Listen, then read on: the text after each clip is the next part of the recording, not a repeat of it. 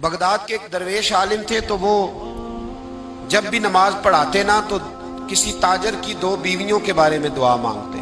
नमाज पढ़ाते तो कहते अल्लाह उस ताजर की दो बीवियों को अपनी खास रहमतें अता फरमा। एक दिन लोग उनके गिर्द इकट्ठे हो गए, कहने लगे बाबा जी बताएं तो सही वो बीवियां कौन थी जिनके लिए आप दुआ मांगते। तो फरमाने लगे मेरे शहर का एक ताजर था, बहुत बड़ा ताजर था, मालदार था पर बे औलाद था। उसे बगदाद से मुल्क के शाम जाना पड़ता था तिजारत करने, और कई कई महीने उसे शाम के मुल्क में रहना पड़ता था। उसने इस तरह किया कि वहां भी एक शादी कर ली। अब वो वहां कुछ ज्यादा वक्त गुजारने लगा, मालदार आदमी था, बीवी को मकान भी लेके दे दिया। अब वो जरा देर से आता वापिस, और जब आता भी तो उसके वो वाले अंदाज ना होते जो पहले हुआ करते थे। अब बीवी से बड़ा जासूस भी कोई नहीं होता, उसको तो पहले पता चल जाता है कि माजरा क्या है, उसे बड़ी खबर होती है। वो कहने लगी अब के जब आता जाता है तो इसके हालात कुछ बदले बदले से हैं, माहौल कुछ और है। उसने एक बूढ़ा आदमी जो उसका अजीज भी था और समझदार भी था उसको तैयार किया। कहने लगी अब के जब मुल्क के शाम जाए ना तो इसका पीछा करना और खबर करना कि कहाँ रहता है, कहाँ जाता है, क्या करता है। वो बूढ़े बुजुर्ग जो थे वो खातून के कहने पर कुछ उसने किराया भी दिया। वो उस ताजर के पीछे गए और वापस आके खबर दी। कहने लगे कि तो 2-3 साल बीत गए, इसने वहां भी शादी की हुई है, तुझे बताया ही नहीं। बीबी बड़ी समझदार थी, हौसला मंद, जीरक, उसने शोर नहीं मचाया। उसने कहा कि मैं ना अब जब आएगा ना तो तरीके से बात करूंगी और पूछूंगी कि ऐसा क्यों किया।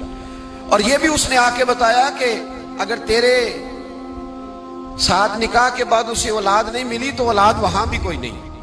ये मुकम्मल तफसीलात। अब जब इस दफा खामंद आया तो आते ही वो बीमार हो गया, कमजोर होने लगा। अब खातून ने मुनासिब नहीं समझा कि आते ही धड़ाम से मैं उसके सर पर ये फोड़ दूं कि तूने निकाह किया हुआ है और मुझे बताया नहीं। वो जरा तसल्ली में रही, कुछ वो बीमार था, हौसला रखा, खिदमत करती रही। कुछ दिन गुजरे तो वो ताजर इंतकाल कर गया, फौत हो गया। अब राज खुल न सका, इद्दत गुजारी, और जब सारा माल जमा किया ना तो अशरफियों की बोरियां भर गई। सारा माल उस बीबी का, 4 बोरियों में अशरफियां, 4। यहां तो पेट का दोजख है, माज अल्लाह भरता ही नहीं। हाल में मजीद, हाल में मजीद। वो जो कहते थे ना कि बस बाहर चला जाऊं और बाहर मैं कुछ थोड़े से पैसे कमा के 2-3 साल में लौट आऊंगा, फिर यहां आके कोई कारोबार करूंगा, वो गए हैं तो वापिस नहीं आए। वो जो कहते थे ना बस मैंने इतना सा कारोबार करना है कि मकान बन जाए, उन्होंने 4 मकान भी बना लिए हैं, लेकिन ब्रेक, हल में मजीद की दौड़ है। अब 4 बोरियां उस औरत ने छुपाए रखी। कोई बंदा नहीं जानता बगदाद में कि मुल्क के शाम में ताजर की दूसरी बीवी भी है। जब वो फारिग हुई तो उसने उस बूढ़े जासूस को फिर बुलाया और 2 बोरियां ऊंट पे रखी, खुद भी साथ बैठी और मुल्क के शाम गई। अल्लाह अकबर। वह बुजुर्ग कहते हैं मैं ऐसे ही नहीं दुआ करता। उसको जाके कहने लगी मैं अकेली वारिस नहीं हूं, आधे की वारिस तू भी है।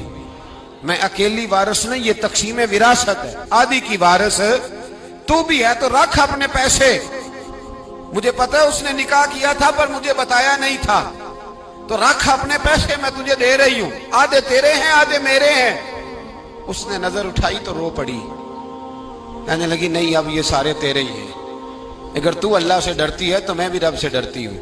अगर तू मुस्तफ़ा करीम का कलमा पढ़ती है तो मैं भी उसी नबी की मानने वाली हूँ। कहा बात क्या है, मेरा क्यों है सारा?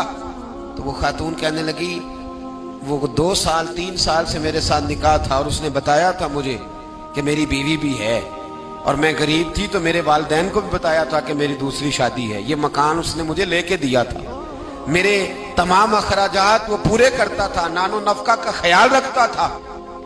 लेकिन अब के जब वो आया तो वो बीमार था। उसने मुझे बताया कि मुझे तबीब ने बताया है कि मैं शदीद बीमार हूं, शायद बच ना सकूं। तो कहने लगी वो मुझे कई लाख रुपए भी दे गया और जाते दफा मुझे तलाक भी दे गया, फारिग कर गया। कहने लगा तू जहां चाहे मेरे बाद निकाह कर सकती है। और कहने लगा मैं चाहता था पहली बीवी को बता दूं, मौका नहीं बना और उसका दिल ना टूटे, बता नहीं पाया, लिहाजा वो मुझे ढेर सारे पैसे दे चुका है, सारा मेरा हिस्सा मुझे पहले से दे चुका है। मेरी बहन اب یہ 4 بوریوں میں سے 2 میری نہیں بلکہ 4 کی 4 ہی تیری ہے، تو ہی اس کی حقدار ہے۔ تو بزرگ کہتے ہیں مجھے بتاؤ جن کے اندر اس قسم کے تقوی کی جھلک ہو ان کے لیے ہر نماز کے بعد دعا مانگنی چاہیے کہ نہیں مانگنی چاہیے؟